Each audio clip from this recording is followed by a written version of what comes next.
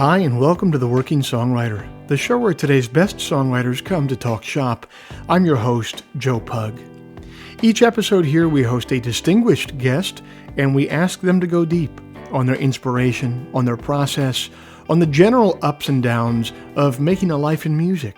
So, whether you're a grizzled veteran, obsessively cataloging the stylistic differences between ragtime and western swing, or else a scrappy upstart, streaming Bob Wills and the Texas Playboys for the first time today, this is your show. Because ultimately, it is what every writer seeks most, an ironclad excuse to put off actually writing.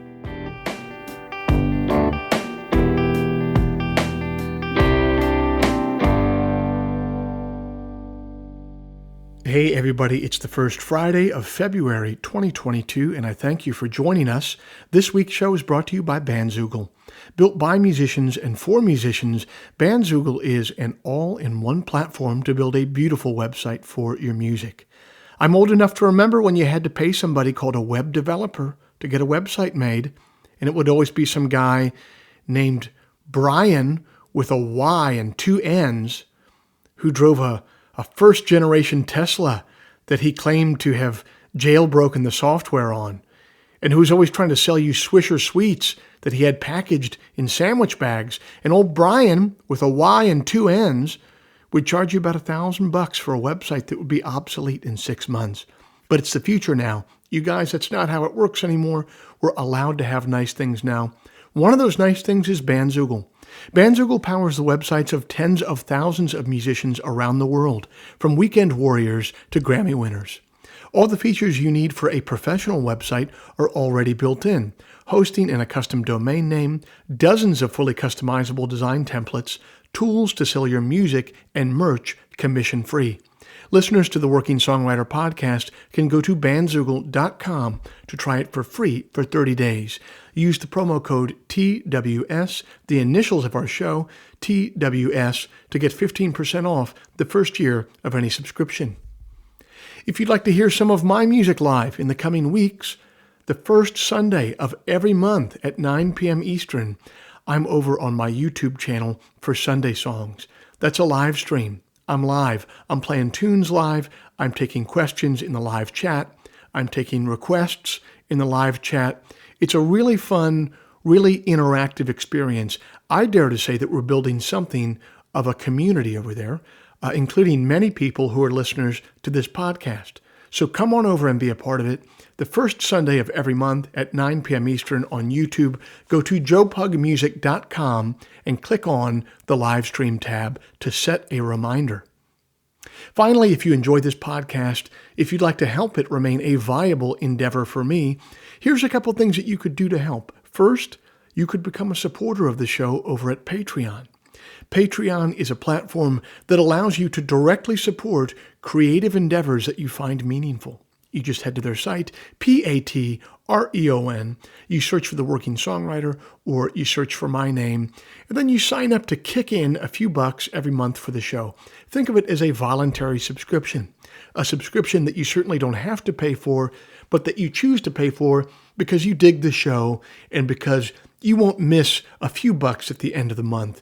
If just 1% of our listenership would kick in the price of a cup of coffee every month, it would make an immense difference. So thank you to everybody who has taken the time to make that difference. And if you're not in a place where you can contribute in that way, I totally get it.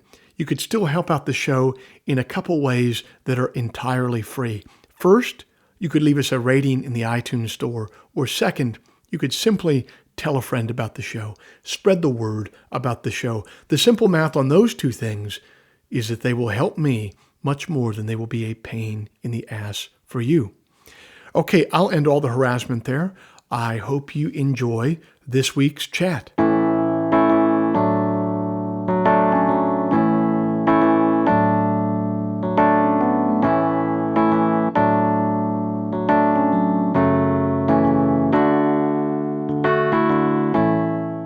For 5 decades, our guest this week has been the leader of a band that has kept alive a uniquely American musical vernacular, Western swing music. Ray Benson formed Asleep at the Wheel in Paw Paw, West Virginia in 1970.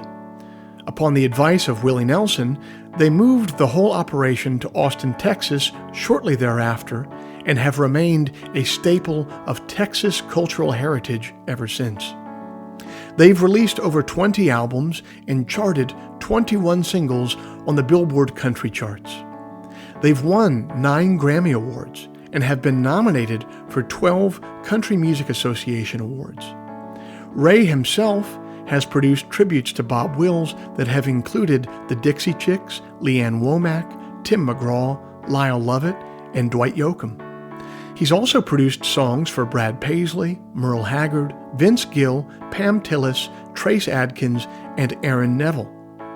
Asleep at the Wheel has recorded for United Artists, DreamWorks, Capitol Nashville, MCA, and Epic Records. Their latest album features appearances by both George Strait and Willie Nelson. Some might consider that to be some kind of Texas music holy trinity. The New York Times has described them as a mixture of high-stepping Texas swing, boogie-woogie, and roadhouse honky-tonk. American Songwriter calls them a legendary roots group. I got a chance to catch up with Ray Benson on the phone last week to hear about his long journey so far.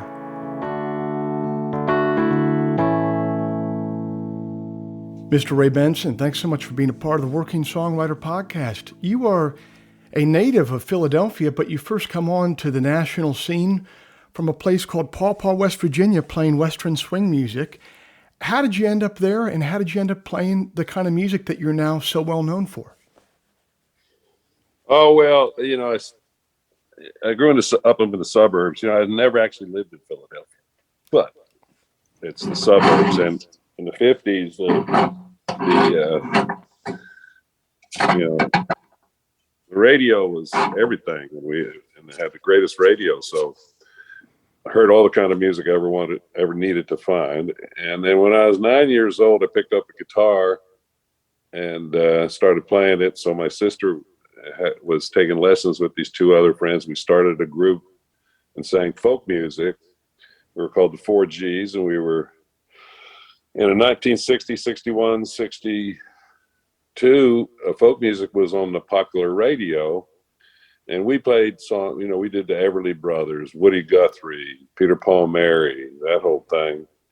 And in 1962, we appeared with the Philadelphia Orchestra in a youth concert, for 5,000 people. And so I figured that's what I was going to do.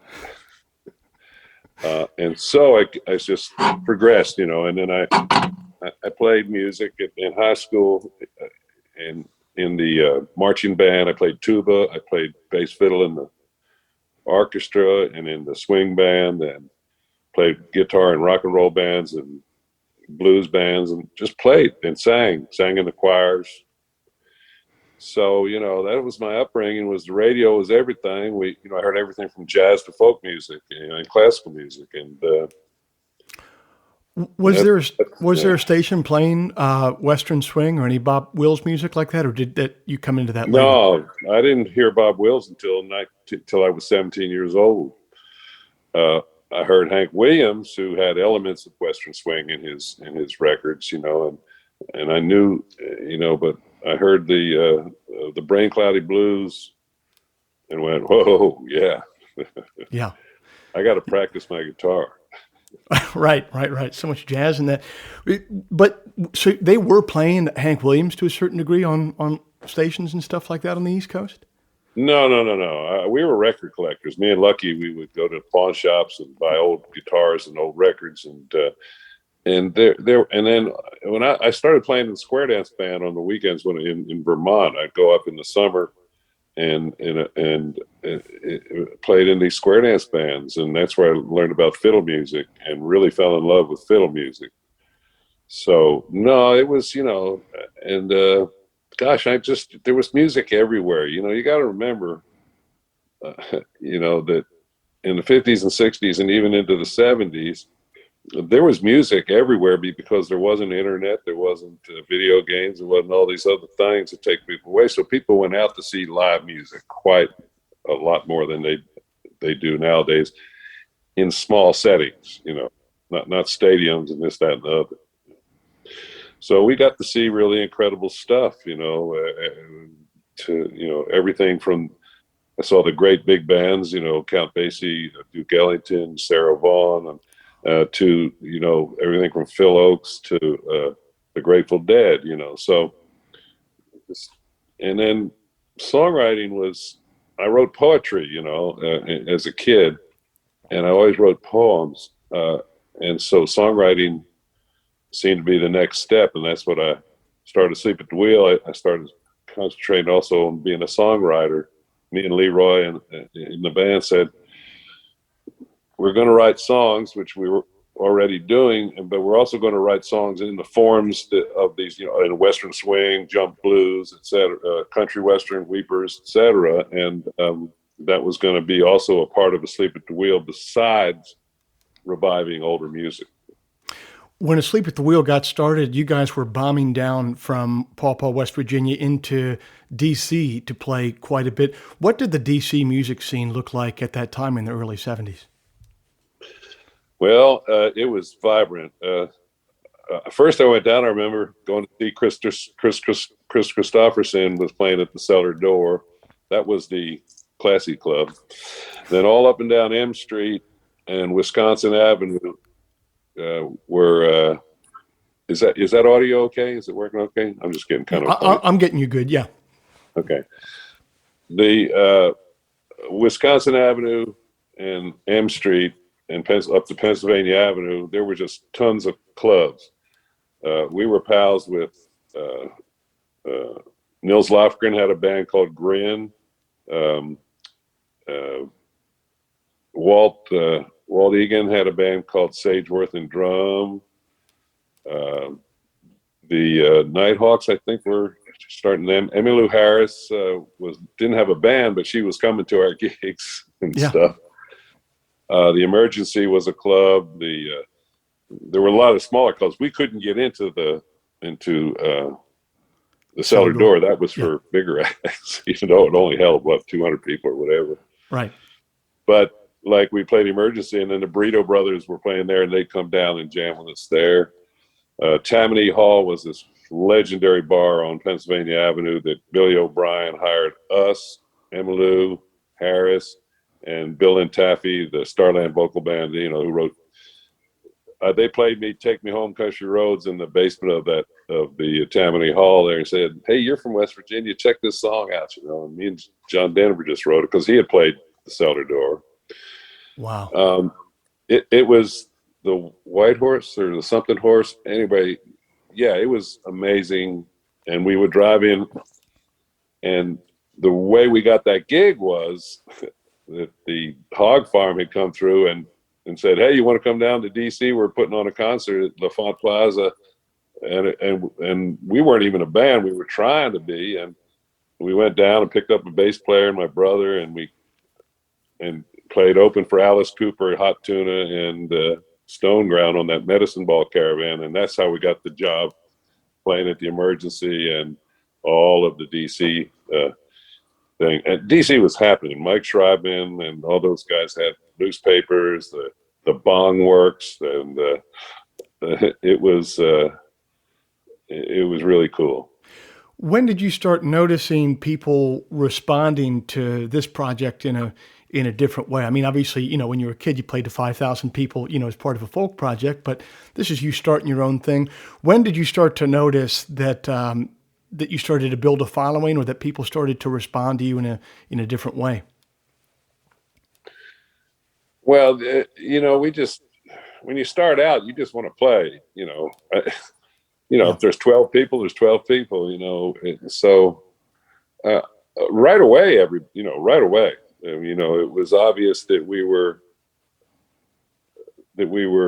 good, and we needed to get better, but we had something, like people would say, "We saw you, Ray, and gosh, you've got charisma." I said, "What's that?" I said, and so whatever that thing is, it worked for us, and Leroy, myself, and Lucky, and we understood how to put on a show, I think is that. What we were working on was how to be better musicians and how to be better songwriters and singers. And how did you go about that? Like, what did your writing process look like when you first started, and what were the things that you started to have to add to that to get better? The thing we needed the most was a recording device. Back then we didn't have iPhones. We didn't have, just getting a damn recorder to record your thing. So it's the same way. I mean, the way we just all wrote, sit down and write, I don't know, with a guitar and a pad of paste and a pencil and hope to remember it, and Willie Nelson always told me, he said he never wrote down his lyrics. Sometimes he did, but very rarely, because he said if I couldn't remember them, they weren't any good. He said, Willie, you got a better memory than I have. Yeah. Yeah. Well, and that's also such a trip, because sometimes when you're writing something, that original inspiration, even if it's half a note off by the time you remember it later, sometimes that half a note is the whole ball game there. So recorders do make a huge difference. Yeah, it's really changed. Years ago, I got one of them little tape recorder things that had, about that big, and you could be driving along in the car. But that didn't work for me because I wound up, I was performing. In other words, you're performing. Oh my gosh, this is going on tape. Somebody's going to listen to it. And it took me years to finally just get over that. And what I'll do now is snippets of sometimes the whole song comes out. That has happened, but very rarely. I tend to write with the lyrics first, because I have 150 melodies already stored up. As old Berlin, what was the name? Berlin, Guy Clark's pal, said to me one time, he said, "Oh God, I can come up with melodies. Them words are the hard part." Now, you guys get that start in D.C. very early on. You guys moved down to Austin, Texas, and I think a lot of our listeners should be made aware of the fact that Austin in 1973 is not the Austin that has, huge Apple and Google satellite offices, and it's just basically, it's probably one of the biggest 25 cities in the United States at this point. It was a very different town.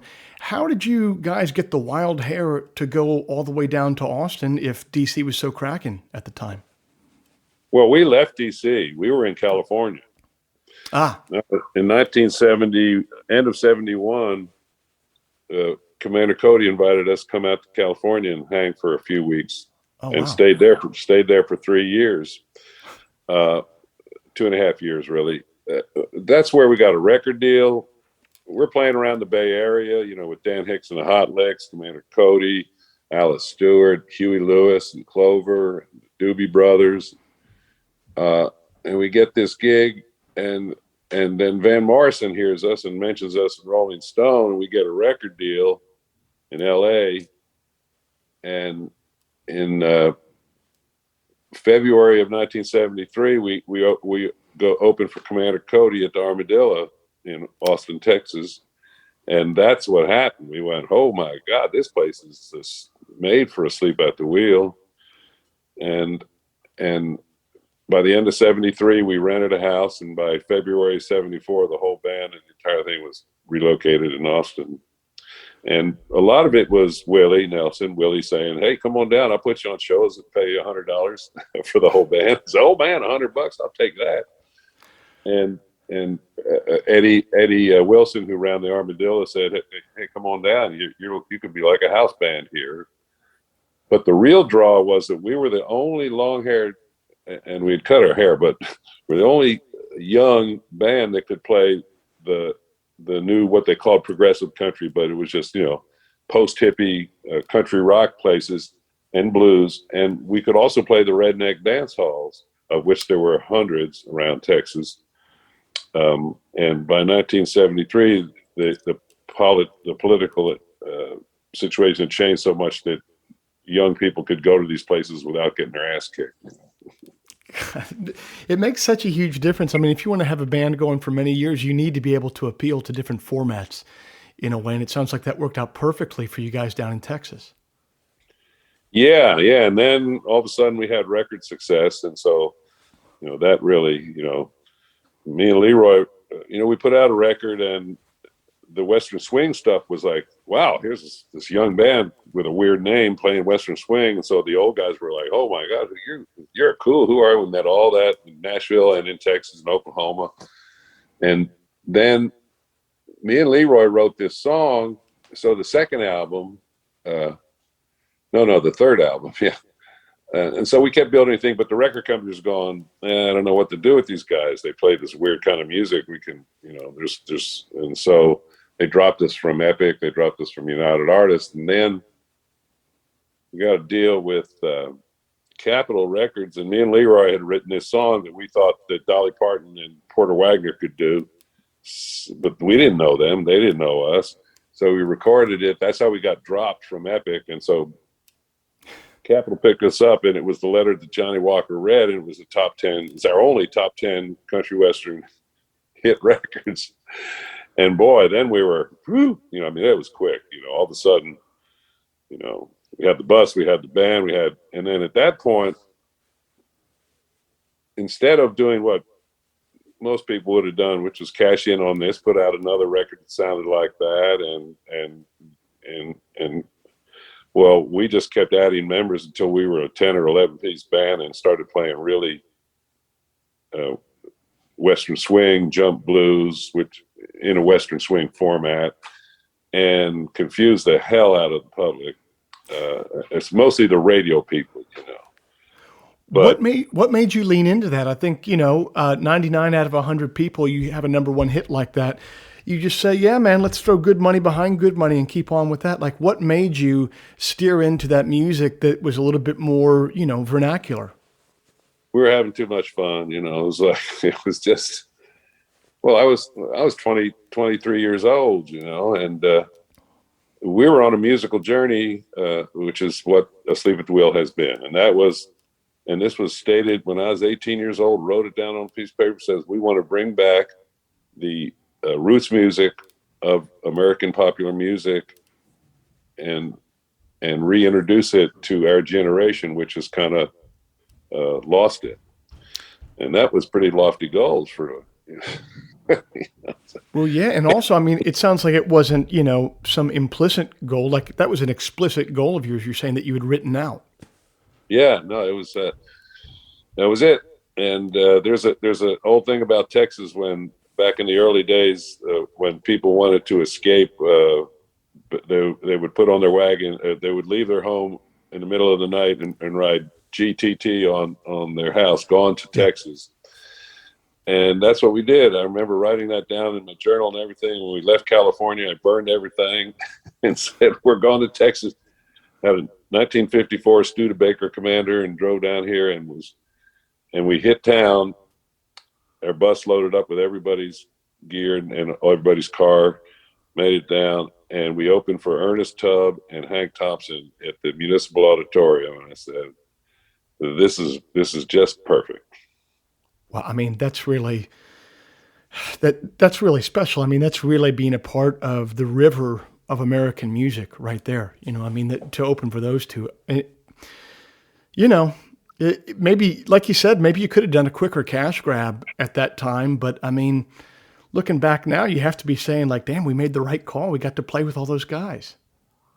Oh, and it kept going, multiplying. The experiences are, people say, what's your greatest experience? Oh, give me a break, man. I have been so fortunate to share the stage or the studio with Willie Nelson, Garth Brooks, Vince Gill, Merle Haggard, Ray Price, et cetera, et cetera.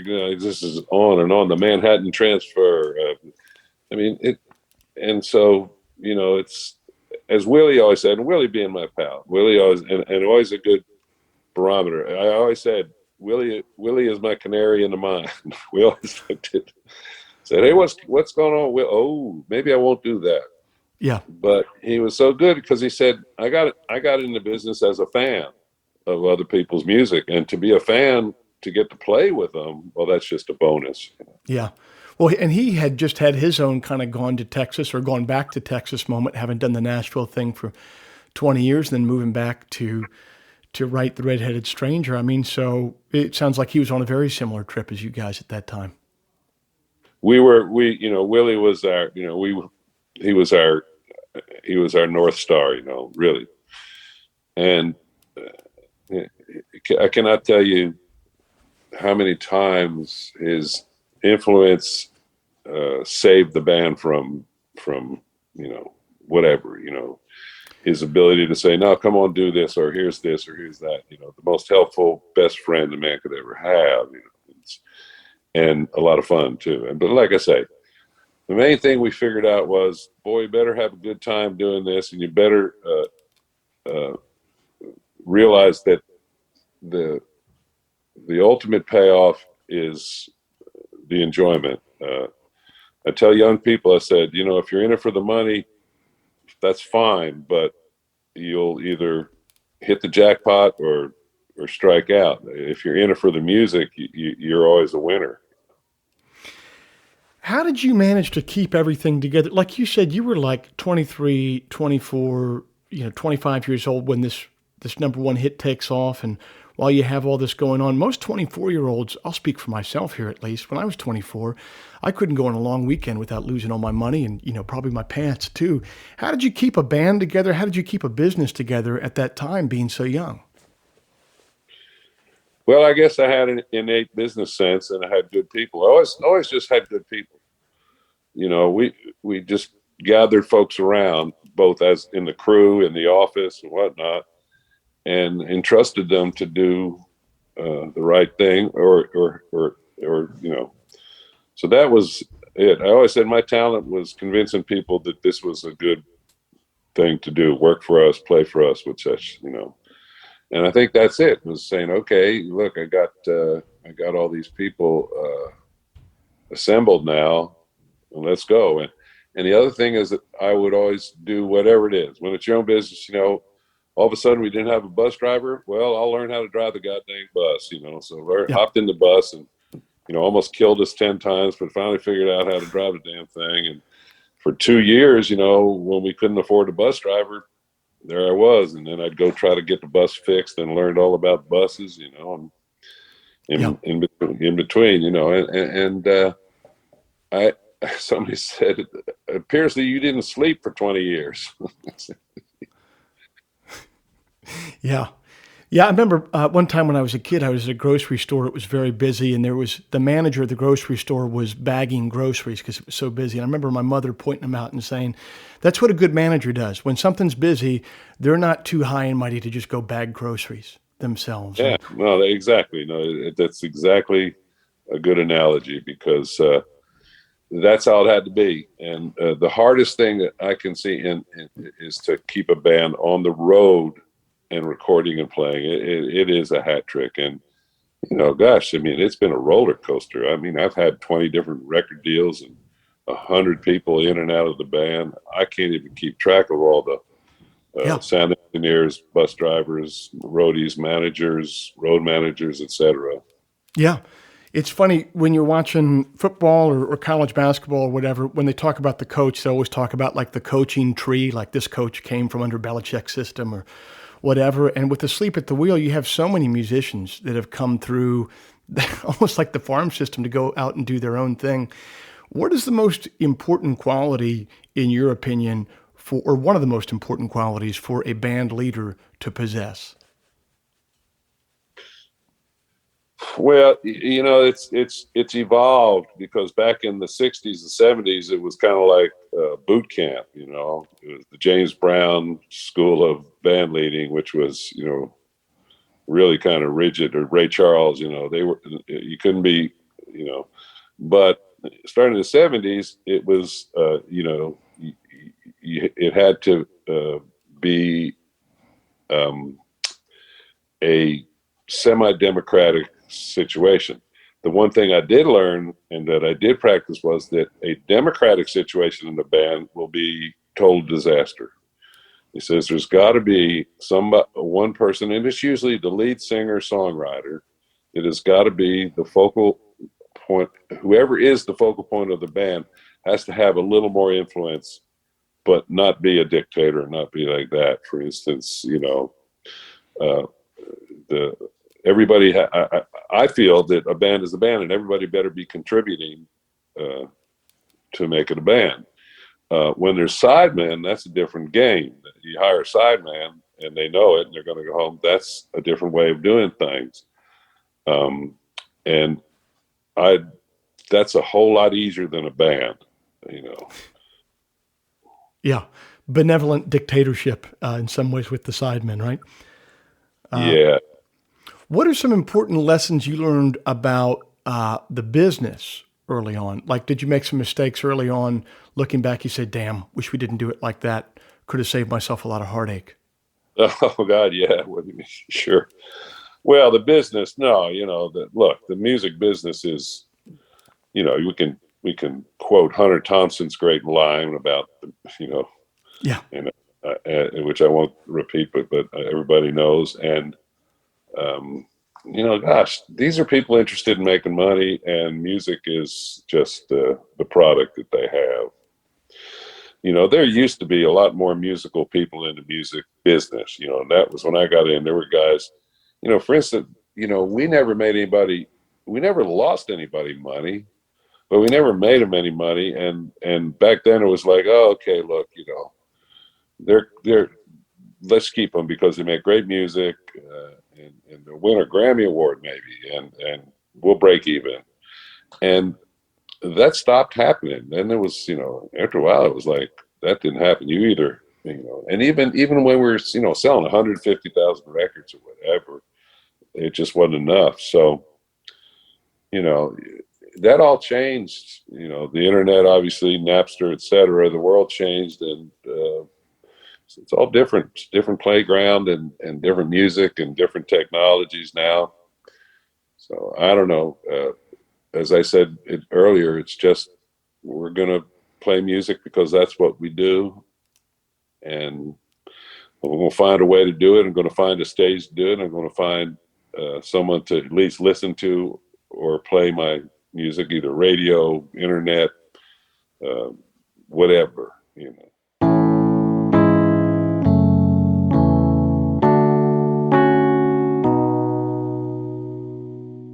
Are you stuck in a rut? Are you tired of listening to that Jimmy Buffett 20th Century Masters CD over and over again and need some new music? Are you sick of making hamburger helper beef stroganoff for dinner every night and you want something new to cook? What you are looking for, my friends, is the Enthusiast Digest. That's my monthly newsletter, which arrives in your inbox the first Sunday morning of every month, bursting with musical recommendations, poetry selections, recipes and cooking techniques for my favorite dishes, and items of general interest culled from the vast cesspool that is the internet. The Enthusiast Digest is free to subscribe to. If you dig the poetry that you hear on this show and the artists that you're hearing from, you'll dig the newsletter because I approach it with the exact same sensibility of curation. Go to joepugmusic.com/newsletter today to sign up for free. That is joepugmusic.com/newsletter. It takes approximately 15 seconds to sign up for a free newsletter that will enrich the first Sunday of your month with a veritable cornucopia of new and delightful recommendations. That's the Enthusiast Digest, the first Sunday of every month. Sign up for free at joepugmusic.com/newsletter.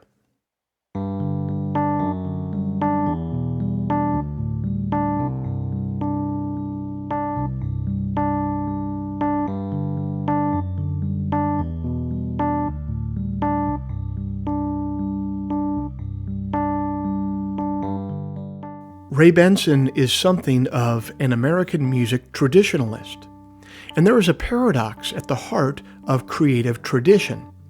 To work in a musical heritage, an artist must begin where their predecessor died, and then they themselves must suffer something of a creative death on an individual level so that the art itself, on a much broader level, may be reborn with a new generation. So, what a traditional artist values most actually contains the seeds of their own eventual irrelevance. And there's a wonderful poem by Wendell Berry about this paradox entitled, "To Long for What Can Be Fulfilled in Time."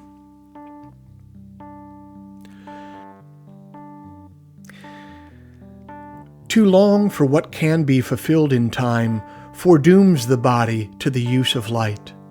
Light into light returning, as the stream of days flows downward through us into night and into light and life and time to come. This is the way of death. Loss of what might have been in what must come to be. Light's sum lost in the having to forego. The year drives on toward what it will become. In answer to their names called long ago, the creatures have all risen and replied year after year. Each toward the distant glow of its perfection in all glorified, have failed. Year after year, they all disperse as the leaves fall, and not to be denied, the frost falls on the grass as by a curse. The leaves flame, fall, and carry down their light by a hard justice in the universe. Against all fragmentary things, their flight sends them downward into the dark, unseen empowerment of a universal right that brings them back to air and light again. One grand motion, implacable, sublime. The calling of all creatures is design. We all long for what can be fulfilled in time, though death is in the cost. There is a craving, as in delayed completion of a rhyme, to know what may be had by loss of having, to see what loss of time will make of seed in earth or womb, dark come to light, the saving of what was lost in what will come, repaid in the invisible pattern that will mark whatever of the passing light is made. Choosing the dark in which the sun is dark, the stars dark, and all mortal vision blind, that puts us out of thought and out of work. And dark by day, in heart dark, dark in mind, mistaking for a song our lonely cry, we turn in wrongs of love against our kind. The fall returns. Our deeds and days gone by take root, bear fruit, are carried on, in faith or fault. Through deaths all mortal things must die, the deaths of time and pain, and death's own death, in fulfilled light and song, final Sabbath.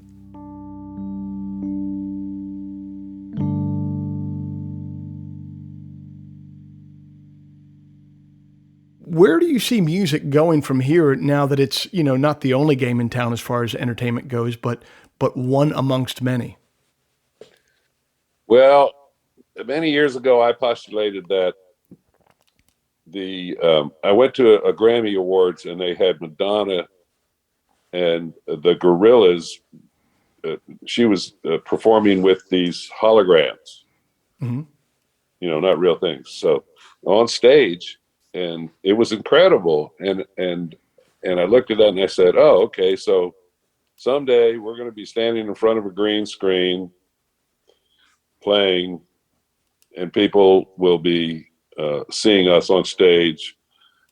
And okay, so that's happened. And then the other thing was records, CDs, downloads, streams, this up. So all these things are the product of digital revolution. And what it meant to me was that all of these things will diminish the costs of music. I think I saw a thing from Vince Gill the other day saying a single used to cost me 99 cents in 1965 when I go to the record store, and a single still costs 99 cents and you don't even have to manufacture it. It's just, So they've devalued that. And conversely, that has revalued or a live performance. There is nothing that I think that at the moment that replaces a live gig for people.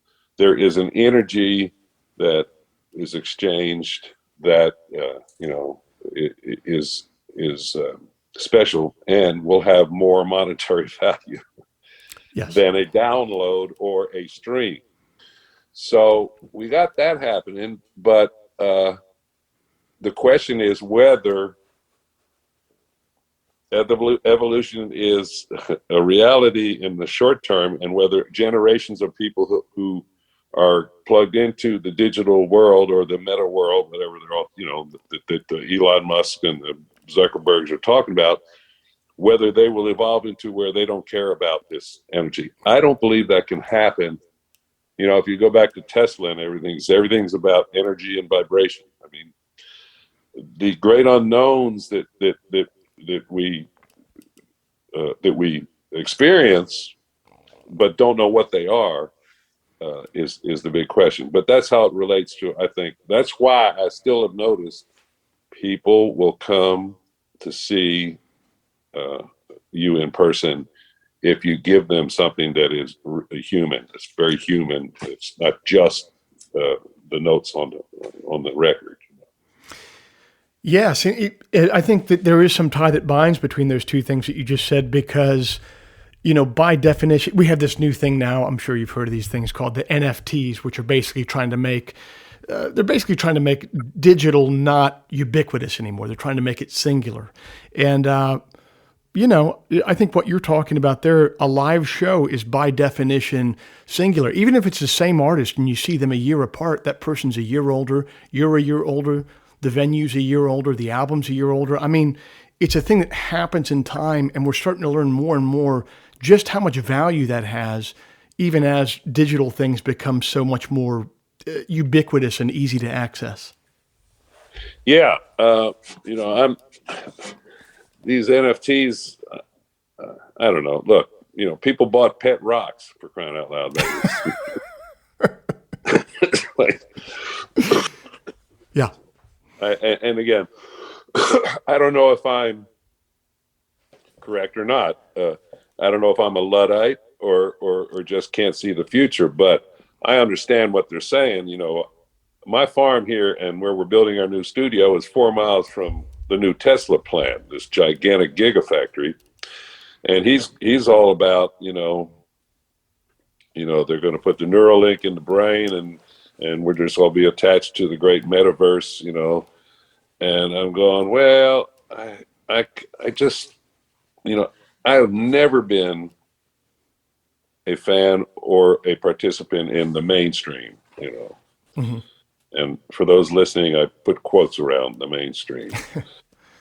So, because the mainstream is it's nice to dip into the mainstream, but I don't want to go down that river. Yes. I always said to people, whether it was Ray Charles, if you don't have a connection to the mainstream with, i.e., a hit record, i.e., some kind of identification, you will not be, you will not have a long career. But if that's all you have, you will also not have a long career. There was this, I remember when I was in the 60s listening to a radio station that was playing two days, 48 hours of songs just by artists that only had one number one record, because it's so hard to do that. I mean, it's really difficult. Yeah. And how many of those artists are, oh, I remember that song. Who was that? I know. It's a trip. Well, you've been, a couple of years ago, Asleep at the Wheel celebrated 50 years. It's really hard to do 10 years of something, much less 20, 30, 40. You've been working on the same project for 50 years. That's an absolute act of love and dedication. Where do you, that combined with this idea that when you're 18 years old, you write on a piece of paper and explicitly say, hey, I'm going to bring this roots music back to popular culture. I want to embrace this. Where do you think this side of your personality, this idea that you should do things for love and dedication and for their own sake, where do you think that value sprang from out of your soul, frankly? I don't know. I really, my mom always said that I just didn't give up. She said, and I look back and that's always been my driving force. Just don't give up. If I believe in something, And that's, I think, the thing is that if you commit to something and go and do it wholeheartedly, you can never go wrong because that's what you're going to do. I never thought of. I thought of 100 different ancillary things that I had to do to keep this going. Look, I have one of my old steel players, Eddie Rivers, really a great guy, was a prison guard for 20 years because he had a wife, family, and needed to support him. And he always said, "I'm not a prison guard. I'm a musician. I'm just doing this to support." Because he played Western swing pedal, steel guitar in Wisconsin, and there weren't a whole lot of gigs. Right. And it's the same thing, you know. My brother, my late brother, my older brother, who was 4 years older than me, had a very serious disease, wound up spinal disease, and wound up paralyzed. But he wrote novels. Now, he had a family, a wife, and a house payment, and this, and he never published his wife. His job was a technical writer for legal software or something in New Jersey. But he wrote 2 or 3 really great novels, but could not commit to the lifestyle of having to hustle a lot and probably starve a bit, you know, and so he took the path of most people and did that. I was just of the other thing, and I was very able to do a lot of other things to support Sleep at the Wheel, but they were all in the entertainment. I did voiceovers. I did a lot of commercial work.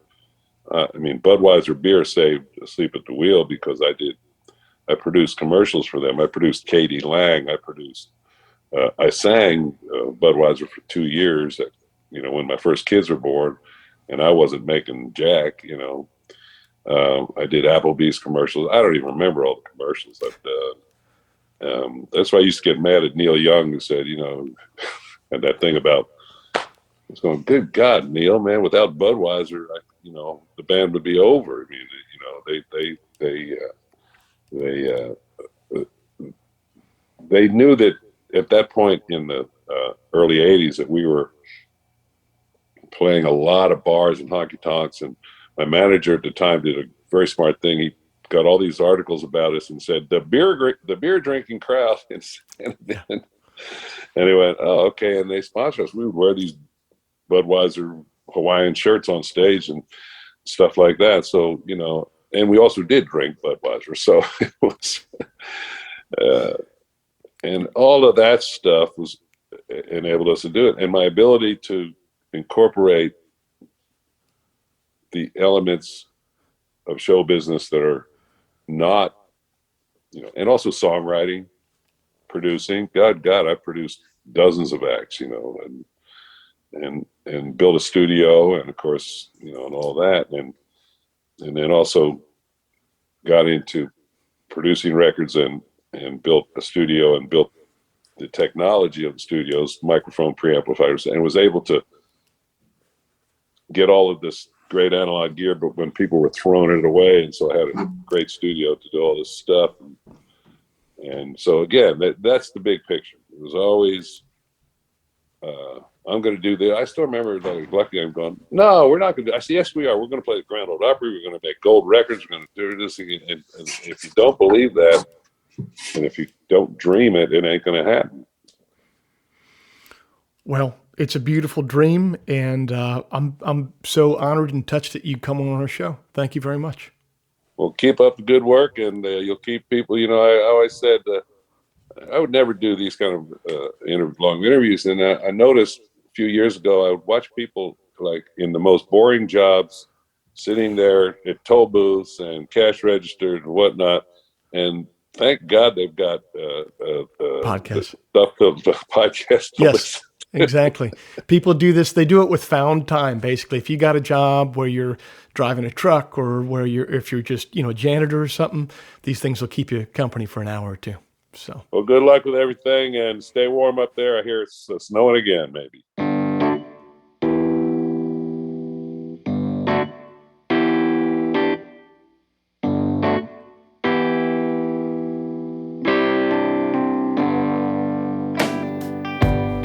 This week's show is brought to you by Bandzoogle.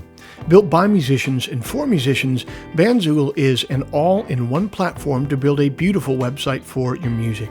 Use promo code TWS, the initials of our podcast, TWS, to get 15% off the first year of any subscription. Asleep at the Wheel's latest album is entitled Half 100 Years, available everywhere music is sold or streamed. If before we meet again you sit down to write, please remember, an expensive drug habit is not a song, a compelling Instagram account is not a song, and most importantly, reverb is not a song. So let all that take care of itself, and for you, just keep your eye on the song.